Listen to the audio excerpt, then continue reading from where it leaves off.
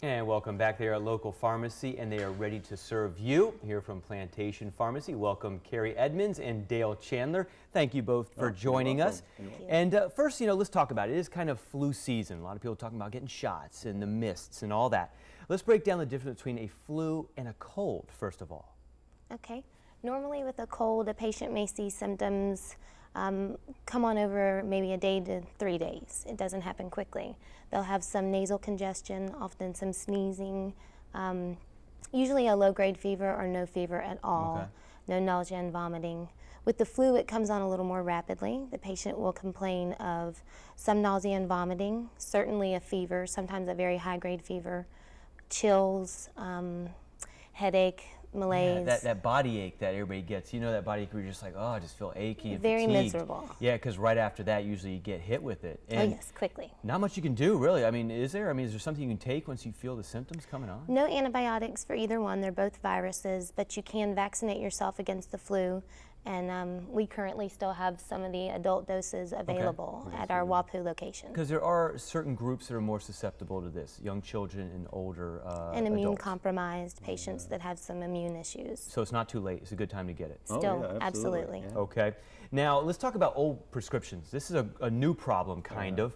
Is people holding on to old prescriptions, not really looking at the dates? I'm guilty myself. I just told you I had medicine from '04.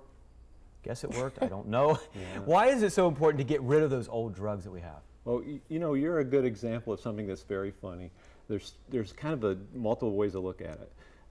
First of all, why do you have something from '04? You think that it's probably going to be effective, but in fact, it's probably expired. Most medications expire out within probably a year and a half to 2 years.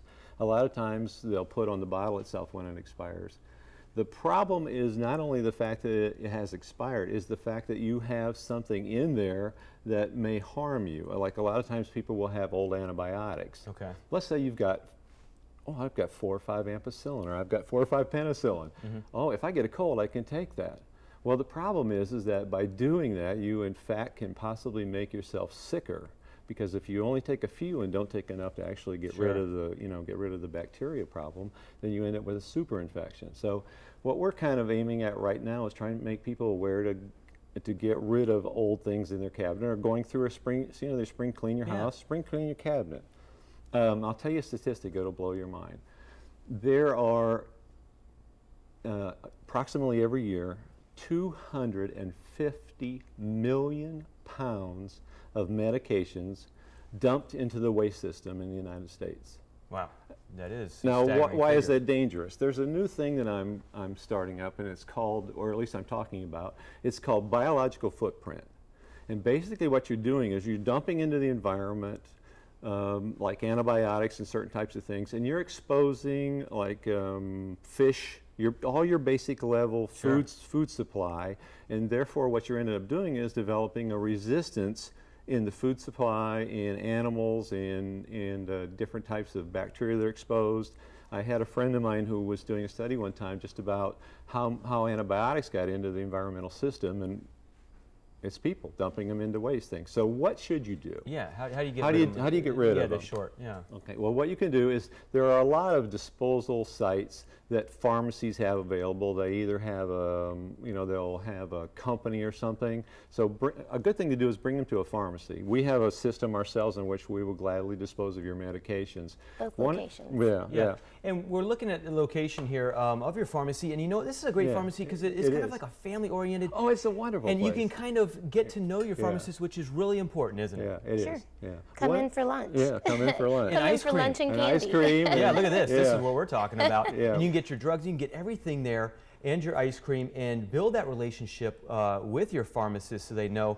And it's such a good thing. And there's misconceptions that sometimes smaller pharmacies are more expensive than the larger chains, but that's not true. No, it isn't not at all. No. We don't have the overhead that a large retail pharmacy is going to have. Right. We can still get all of the same medications and all of the same medical supplies that they can, but we can offer them to the public at a fraction of the cost. So we can beat any cash price. I like it. That sounds good. One of the things that her and I wanted to mention, you see a lot of times that you get these little insurance cards and things like that, and they have like someone's name on the card, like a chain retailer.